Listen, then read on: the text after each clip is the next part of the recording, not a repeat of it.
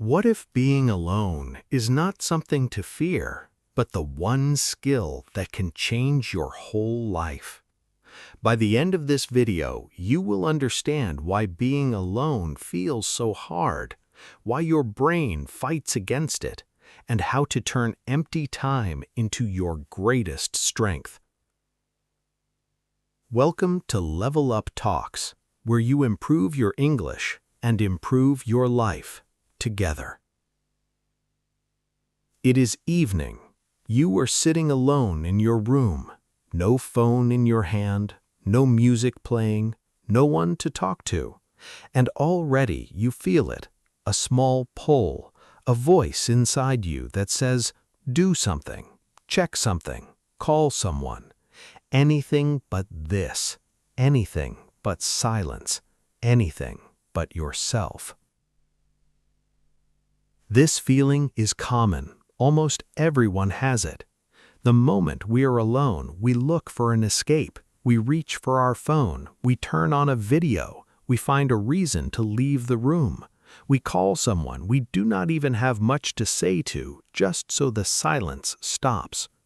And if you know this feeling, if you have felt that small, restless panic the moment the room goes quiet, then this video is for you. Being alone is one of the most common experiences in human life. Every person, at some point, sits in an empty room, walks a quiet street, or lies awake with only their own mind for company. And yet, very few of us were ever taught what to do with that time. No one sat us down and said, here is how you spend time with yourself. Here is how you make peace with silence. So we improvise. We fill the space with noise. We treat solitude like a problem to solve, a gap to close, a discomfort to escape as quickly as possible. But what if being alone is not the enemy? What if it is something we never learned to do, like a language we never studied or a skill we never practiced? This video is about that skill, about what being alone actually is, not just as a feeling, but as something the brain and the mind experience in very specific ways, about why solitude feels so uncomfortable for so many of us, about what science has found when researchers studied people sitting quietly with nothing but their own thoughts, about the real important difference between loneliness and solitude, and about the shift, the slow, worthwhile shift from running away from being alone to actually learning how to be alone well, from fearing your own company to enjoying it. Stay with me. Part 1. What being alone really means. Let us start with a simple question. What does it really mean to be alone? Many people think being alone means being sad, being empty, being left out. They picture an old person eating dinner by themselves, or someone sitting quietly, waiting for a text message that never comes. Being alone, in most people's minds, is something that happens to you, something a little bit sad, something you would avoid if you could. But being alone is not one thing. It is two very different things, and most of us confuse them. The first is loneliness. Loneliness is a feeling. It is the pain of wanting connection and not having it. Loneliness is not really about how many people are around you. It is about a gap between the connection you want and the connection you have. Because of this, you can feel lonely in a crowded room, surrounded by people, talking, laughing, and still feel completely alone inside. The second is solitude. Solitude is different. Solitude is simply the state of being by yourself, with no one else around. And here is the important part.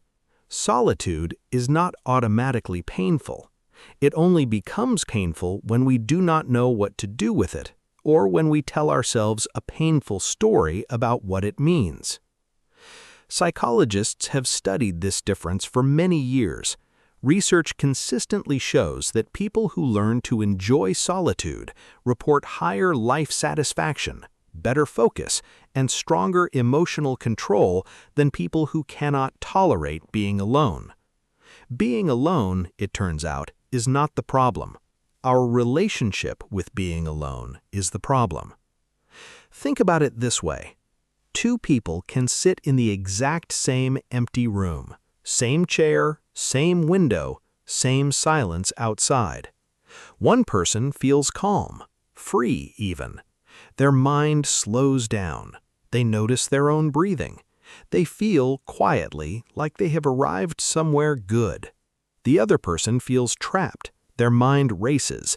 They check the clock. They wonder what they are missing. They reach for their phone within minutes just to make the feeling stop. Same room, same silence. Two completely different experiences.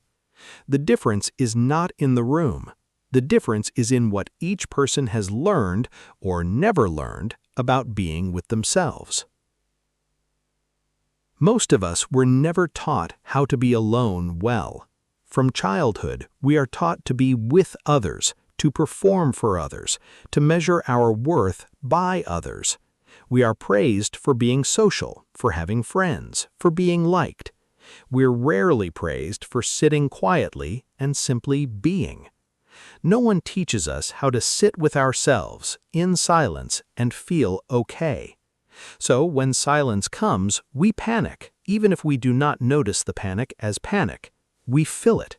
We reach for the phone, the noise, the distraction, anything to avoid the strange, uncomfortable question that solitude quietly asks.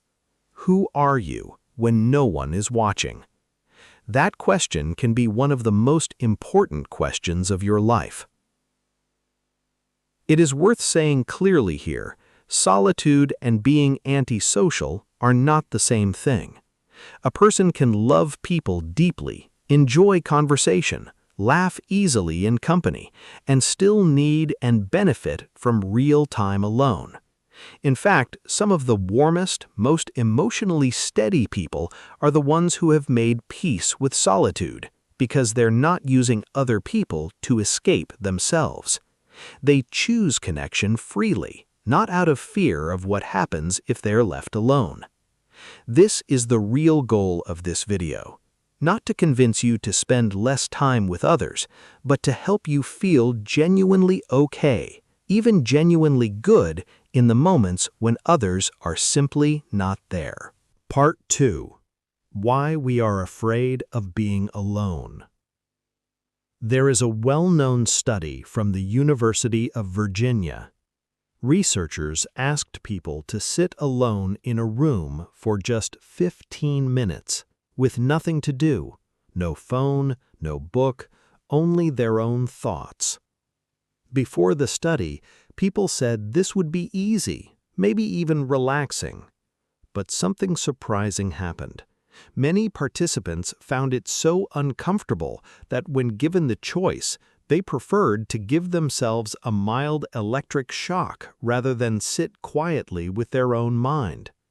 Some people chose to shock themselves again and again just to escape the silence. This tells us something important. Many of us are more afraid of our own thoughts than we realize. We are so used to noise, input, and distraction that a few quiet minutes can feel almost unbearable. Why does this happen?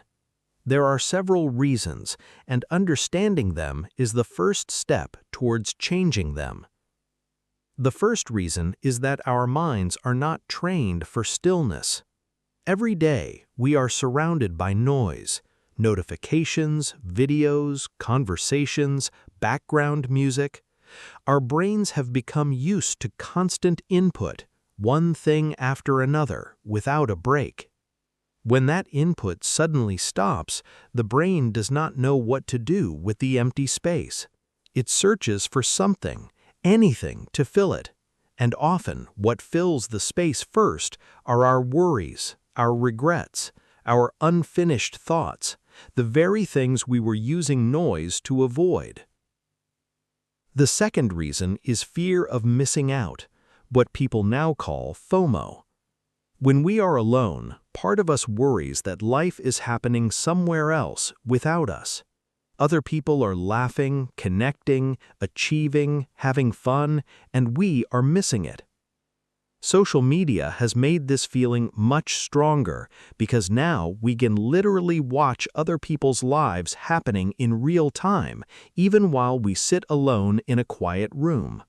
This fear pulls us toward our phones again and again, even when being alone might be exactly what we need. The third reason is deeper. Many of us use other people as a kind of mirror. We do not fully know how we feel or what we think until someone else reflects it back to us through a conversation, a reaction, a comment. Alone, without that mirror, we can feel a little lost, unsure of who we are without an audience watching, without someone to perform for. And the fourth reason is habit. Modern life is built to keep our attention constantly occupied. Phones, apps, and platforms are designed quite deliberately to fill every possible gap in our day. Waiting for a bus, standing in a queue, lying in bed before sleep. All of these small pockets of solitude have quietly disappeared, replaced by a screen. Because of this, many of us have simply lost the habit of being alone with our own minds. Like a muscle that has not been used in years, the ability feels weak, even painful the first few times we try it again. None of this means something is wrong with you. It means you were shaped by a world that rarely gives you practice at being alone. But like any skill, the ability to sit comfortably with yourself can be learned and strengthened over time. There is also a fifth reason worth mentioning, one that's a little harder to see. Many of us were taught, without anyone saying it directly, that our value depends on being useful, busy, or wanted by others. If no one is calling you, texting you, or needing you, some quiet part of the mind can start to whisper an old, unfair question. Does anyone actually want me around? Being alone in this light does not feel neutral. It feels like a test you might be failing. This belief is rarely true. Most of the time, being alone simply means no one happens to be around right now, no more, no less. But if this belief has been sitting quietly in your mind for years, solitude can feel loaded with meaning it does not actually have. Recognizing this pattern, simply noticing it when it appears, is often enough to loosen its grip a little. Part 3. The story of someone who ran from silence. Let me tell you about someone who learned this, slowly, over time. She used to fill every silence, the moment she was alone, waiting for a bus, eating lunch, lying in bed at night. Her phone was already in her hand. She did not even notice she was doing it anymore. It was automatic, like breathing. Open the phone, scroll, watch, repeat. Her days were full of people and noise, but her evenings, when she was finally alone, felt strangely heavy. She told herself she was tired. She told herself she just needed to relax with a video. But underneath, if she was honest, there was a quieter feeling she did not like to look at directly, a kind of restlessness that never fully went away. Then one weekend, her phone broke. No videos, no messages, no noise. Just her, alone, for 2 days, with nothing to do but exist. At first, it was unbearable. She felt restless, bored, a little afraid even of her own thoughts.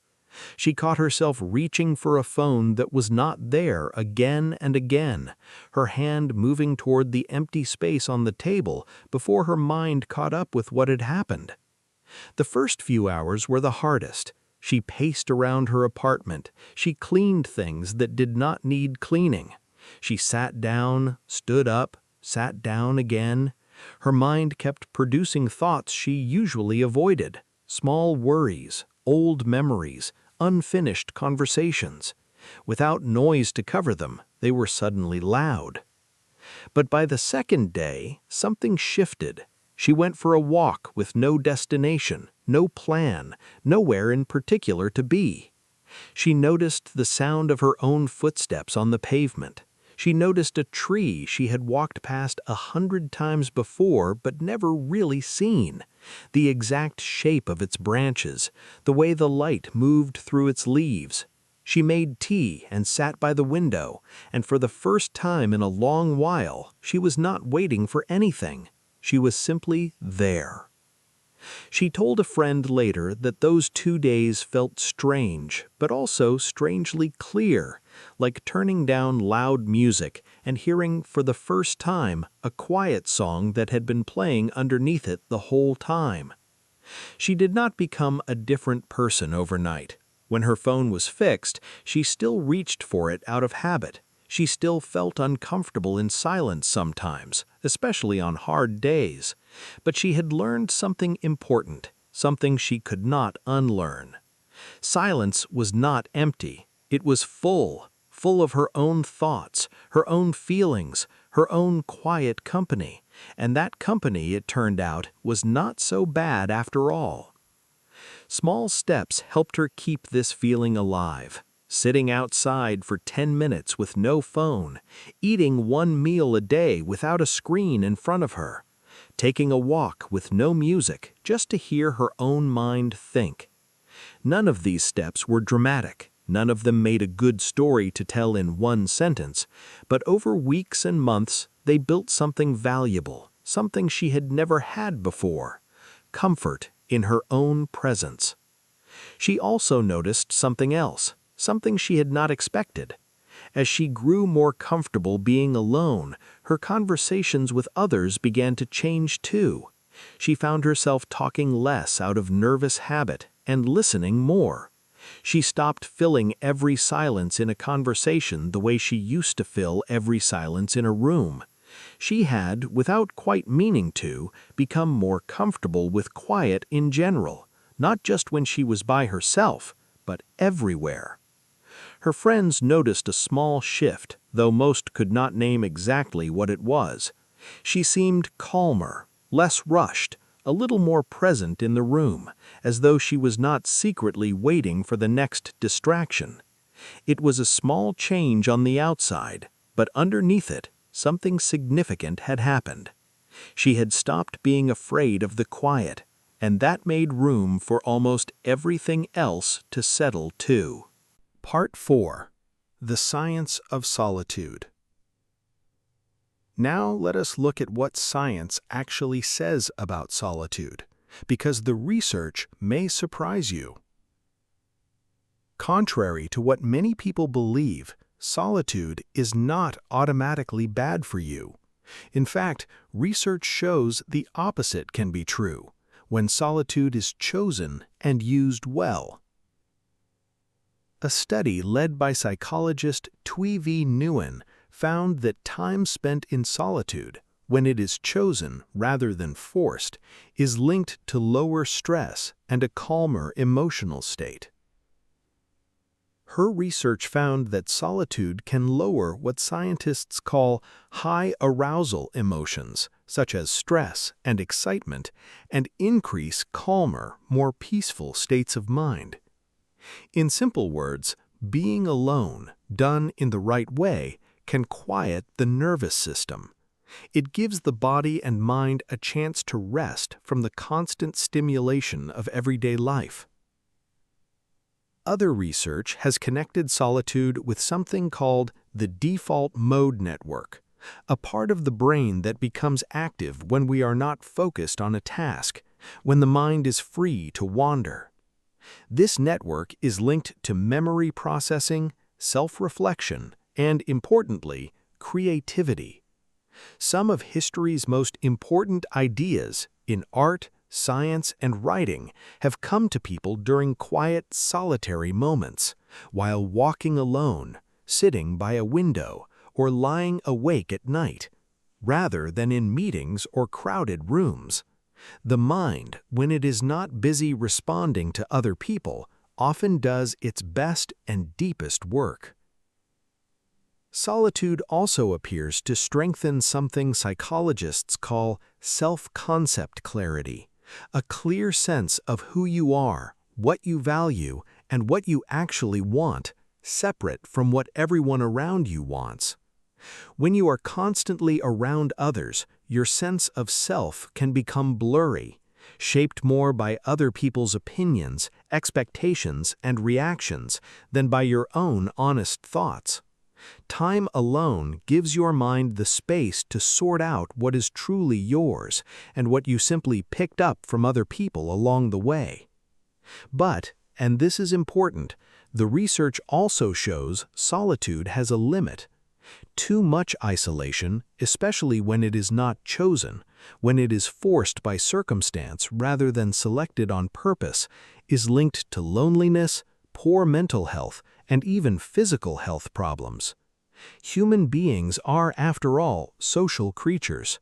We need connection. We need people. The goal, then, is not to disappear from the world and not to avoid people forever. The goal is balance. Enough connection to feel loved and supported, and enough solitude to feel whole, clear, and fully yourself. There is one more finding worth mentioning here, because it changes how we should think about the 15-minute study from earlier. Later research on that same topic found something encouraging. With a little practice and a shift in mindset, people got noticeably better at sitting alone with their thoughts. The discomfort was not permanent. It was simply unfamiliar. Once people were given a small amount of guidance and a few chances to practice, their comfort with solitude increased significantly. This detail matters. It means the struggle so many of us feel when we first try to sit quietly with ourselves is not a fixed part of who we are. It's closer to a skill in its early awkward stage, the same way a new language feels clumsy in the mouth before it feels natural. Part 5. 5 things that actually help. So how do you actually build this skill? How do you go from fearing silence to feeling at home in it? Here are 5 things that genuinely help, based on what psychologists who study solitude recommend. The first is start small. You do not need to spend a whole weekend alone with no phone, the way the woman in our story did. Start with 10 minutes. Sit outside or by a window with no screen, no music, nothing to do but notice what is around you and what is in you. 10 minutes is short enough to feel manageable and long enough to notice a small shift. The second is choose your solitude on purpose. There is a big difference between solitude that is forced on you and solitude that you choose. When you decide, deliberately, this hour is for me, alone, the experience feels completely different than when you are simply left alone with nothing planned. Choosing it, even in a small way, changes how your brain experiences it. The third is give your mind something gentle to do. Total emptiness can feel overwhelming at first, especially if you are not used to it. A walk, a slow cup of tea, a notebook for writing down whatever comes to mind. These small, gentle activities give your mind something to rest on while it adjusts to the quiet, without filling the space with noise or distraction. The fourth is expect discomfort and do not mistake it for danger. When you first start spending real time alone without distraction, you will likely feel restless, bored, a little uneasy. This is completely normal. It's simply your mind adjusting to something it is not used to, the same way your legs feel sore after the first day of a new exercise. The discomfort is not a sign that something is wrong. It is a sign that you are building a new skill. The fifth is notice the good moments and let them count. At some point in your quiet time, you will likely feel a small moment of ease, a breath that feels a little deeper, a thought that feels a little clearer, a strange sense of calm you were not expecting. When this happens, pause and notice it. Let yourself register that being alone in this moment felt good. Over time, these small noticed moments build a new belief deep in your mind. Being alone is not something to escape. It can be something to enjoy. There is also a sixth idea, one that ties the others together. Treat solitude as practice, not performance. There is no correct way to spend time alone, no perfect version of it you are failing to reach. Some days it will feel peaceful. Other days it will feel restless or boring or strange. All of that counts. All of that is part of the practice. You are not trying to become a person who never feels uncomfortable alone. You are simply trying to become a person who no longer needs to run from that discomfort the moment it appears. Part 6. Loneliness versus solitude. The real difference. Let us return to that difference from earlier because it matters more than almost anything else in this video. Loneliness says, I am alone, and that means something is missing. Solitude says, I am alone, and that is okay. I am still whole. The situation outside can look exactly the same in both cases. One person, one room, one quiet evening. But what happens inside is completely different, and that inner difference is what really matters. A person stuck in loneliness often feels their alone time as evidence of failure. Not enough friends, not interesting enough, not loved enough. The mind fills the silence with painful stories about their own worth, turning an empty room into proof of something sad. A person practicing solitude feels their alone time as a gift, or at least as neutral, useful time. Time to think, time to rest, time to simply exist without performing for anyone, without managing anyone else's feelings, without needing to be anything other than themselves. The powerful truth is this: the same hour, the same empty room can be lonely or peaceful depending on the meaning you give it. Nothing about the room changes. What changes is the story your mind tells about why you were there. This does not mean you should ignore real loneliness or pretend that painful feelings are not real. Loneliness is a real and important signal. It tells you that you need more connection in your life, and that signal deserves to be listened to, not silenced. If you are struggling with deep, ongoing loneliness, that pain deserves attention, and speaking with someone you trust or a professional can genuinely help. But for the everyday moments of being alone, an evening at home, a quiet weekend, a walk with no one beside you, a Sunday with no plans, you have far more choice than you think in how that time actually feels. Part 7. Building a life that includes solitude. Learning to be alone is not about becoming someone who avoids people. It is not about isolating yourself or pulling away from the relationships that matter to you. It is the opposite in a way. When you are comfortable with yourself, your relationships often become healthier, not weaker. Think about why. When you cannot bear to be alone, you sometimes stay in situations, friendships, or relationships you do not actually want, simply because being with the wrong people feels better than being with no one. Fear of solitude can quietly push you toward choices that are not really right for you.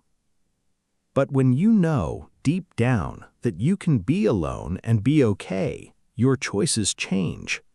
You reach out to people because you want to, not because you are afraid of what happens if you do not. You leave situations that are not good for you because being alone no longer feels like the worst option. Solitude, learned well, does not push people away. It gives you the strength to choose your relationships more honestly. Building this into daily life does not require a dramatic change. It can be small and steady. A short walk alone each day with no phone. A morning coffee in silence before the day begins, instead of immediately reaching for a screen. An evening once a week with no plans and no noise, just to sit with your own thoughts. Over time, these small pockets of solitude become less like a challenge to survive and more like a quiet appointment you look forward to, a little space in the week that belongs only to you. And slowly, something deeper begins to happen. You start to know yourself better. You notice your own moods more clearly without other people's reactions clouding the picture. You become more familiar with your own thoughts, your own values, your own quiet voice, the one that is often too quiet to hear in a life of constant noise and company. This is, in the end, one of the most valuable things solitude offers, a clearer, more honest relationship with yourself, one that can only be built in the moments when no other person is there. It also helps to notice how differently solitude and loneliness treat the people in your life once you look closely. Loneliness often makes us cling tightly to whoever is available, whether or not they are actually good for us, simply because the alternative, being alone, feels unbearable. Solitude, on the other hand, gives us the patience to wait for the right connections, instead of grabbing at the nearest one out of fear. A person who has made peace with being alone can enjoy company deeply precisely because they do not need it to survive the evening. In this way, learning to be alone is not really about spending more time by yourself. It is about changing your reason for being with others, moving from need to choice, from fear to genuine desire. And that shift, as small as it sounds, can quietly reshape almost every relationship in your life. Part 8. Maya's Evening. It is a Friday evening, months after that broken phone weekend. Maya, let us call her that, sits by her window with a cup of tea. Her phone is on the table, face down, on purpose. Outside, she can hear the city. Cars, distant voices, someone's music playing a few streets away. Inside, it is quiet. Not empty, just quiet. She thinks about her week, a difficult conversation with a colleague, a small mistake she made and already forgave herself for, a plan for the weekend she is looking forward to. The thoughts come and go, without urgency, without her needing to chase them or fix them. She simply lets them pass through like clouds crossing a clear sky. There was a time when this exact moment, alone, quiet, nowhere to be, would have felt unbearable to her. She would have reached for her phone within minutes. She would have filled the silence before it even had a chance to settle. Now, she lets it settle. She is not cured of restlessness. Some evenings still feel hard. Some nights the old pull toward noise and distraction is still strong, and she still gives into it sometimes. She is human, not perfect, but something fundamental has changed. She no longer sees an empty evening as a problem to solve. She sees it, most of the time, as hers, a space that belongs to her alone, to fill however she genuinely wants to fill it. She finishes her tea. She picks up a book she's been slowly reading, one page at a time, with no rush. Outside, the evening continues without her. And for the first time in a long while, that is completely fine. Later, a friend texts, asking if she wants to video call. Maya smiles and replies honestly, "Not tonight, but tomorrow, yes."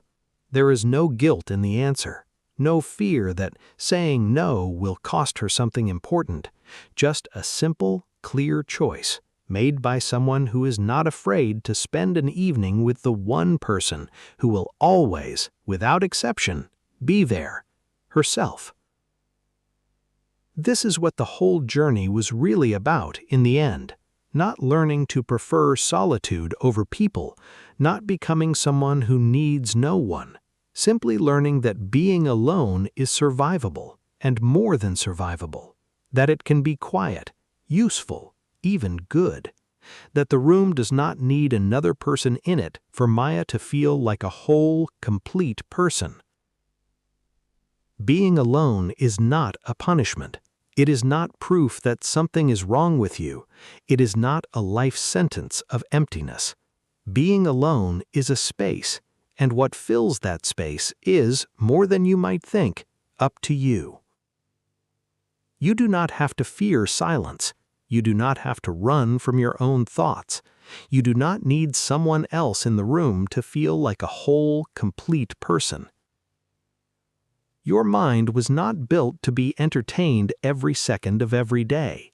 It was built to think, to rest, to wander, to notice, to simply be. Give it the chance to do that, and it will slowly stop feeling like an enemy and start feeling like the quiet, familiar company it was always meant to be. So the next time silence arrives, in an empty room, an empty evening, an empty afternoon with nowhere to be, try not to reach immediately for something to fill it. Let it sit for a moment. Let it feel strange if it needs to. Let yourself notice what rises up in the quiet, a thought, a feeling, a small piece of yourself you rarely get to meet when the world is loud. It will not always feel comfortable. It doesn't need to, not yet. But each time you stay a little longer, each time you choose not to run, you are building something that will serve you for the rest of your life. The simple, quiet confidence that you are good company, even and especially when no one else is in the room. Learn to sit with yourself.